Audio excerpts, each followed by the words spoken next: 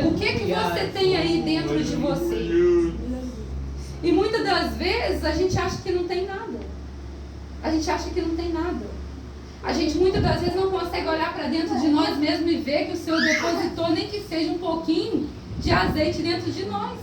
E a gente não consegue entender que a gente ainda tem um pouquinho de reserva ainda. A gente ainda tem um pouquinho daquele jejum, a gente ainda tem um pouquinho daquela oração, a gente ainda tem um pouquinho daquela madrugada. Mas o adversário da nossa alma quer dizer que você não tem nada. Ele quer rebaixar você a nada e fazer com que você se desespere diante das circunstâncias. E foi isso que ela não desesperou. Ela falou assim: eu não tenho nada, senão uma botija de azeite. Aleluia.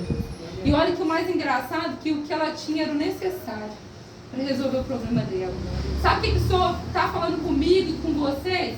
Que o que eu já coloquei na mão de vocês já é o necessário para mudar essa situação.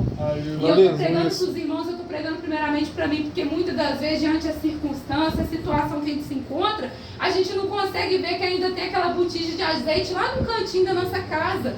E o Senhor está falando assim: pega aquela botija que está lá no cantinho e me apresenta. Fecha a porta. E aqui está falando também sobre intimidade.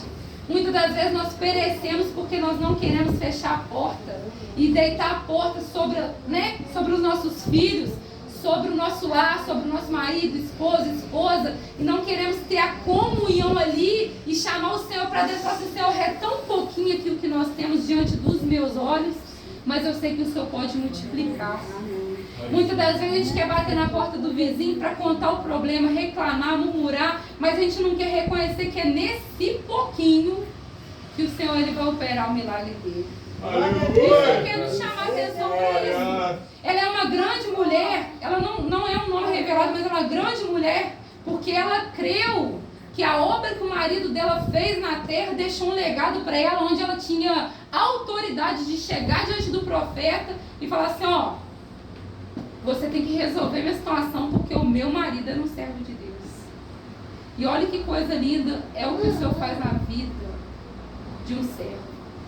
Eu creio que quando nós partimos, vamos deixar um legado para os nossos filhos, nosso neto, que eles vão poder dobrar o joelho e falar assim: Senhor, o Deus da minha mãe, o Deus da minha avó, o Deus do meu pai, é o meu Deus, Senhor. Aleluia. E nesse pouco azeite aqui que a minha mãe, a minha avó, o meu pai deixou para mim, eu sei que o Senhor vai multiplicar.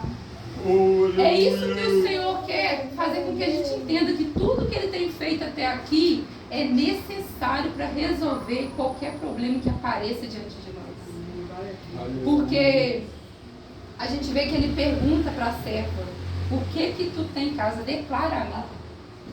E quantas das vezes a gente olha para dentro de nós, olha para nossa casa e a gente não valoriza o que a gente já tem.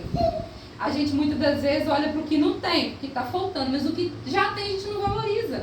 Às vezes a gente não valoriza a saúde, que nós estamos aqui de pé, respirando, andando. Quantos agora estão enfermos, deitados numa cama, cheio de coceira, por causa dessa praga que está aí fora? E muitas das vezes a gente acha que o que a gente tem agora, nesse momento, não é nada. E o Espírito Santo está falando conosco assim: o que você tem já é muito. O que você tem já é muito diante de mim. Que para você seja só um pouquinho de azeite, mas se eu derramar, aleluia, Jesus. Se eu colocar a minha mão, eu vou fazer multiplicar a ponto de não parar enquanto não tiver vaso. E a gente entende que esses vasos aqui, eles têm muito significado. E ela foi e declarou, né, que ela só tinha uma botija ali de azeite pequenininho. E ele disse no 3, então disse ele: vai e pede a ti vasos emprestados a todos os teus vizinhos. Eu não sei se você já ouviu essa palavra de uma forma diferente do que está sendo contado. Eu creio que sim, porque a palavra do Senhor, ela se renova. Todos os dias ela se renova. Se nós lermos todos os dias esse texto aqui, o Espírito Santo vai ter algo para nos ensinar. E observe que quando ele fala assim: vai e pede os vizinhos, vai saber lá se os vizinhos não estavam falando dessa serva.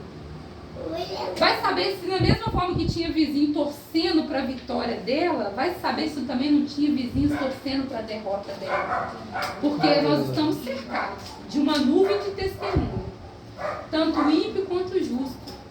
Mas em todas elas eu creio que o nome do Senhor ele foi glorificado.